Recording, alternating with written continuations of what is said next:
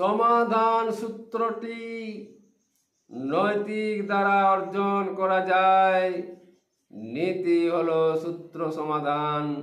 সত্য ন্যায়ের মধ্যে যে ধারাটি প্রবাহিত আছে, কর্মজীবন সমাধান, সফলতার পূর্ণমান, একটি সামাজিক বিধান, ধর্ম অর্থ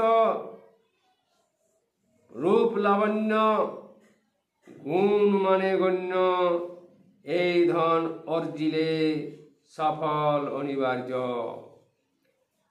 নীতি বর্জনে ধন মান সবই নির্ধন, মান রূপে বুদ্ধির হয় অপমান।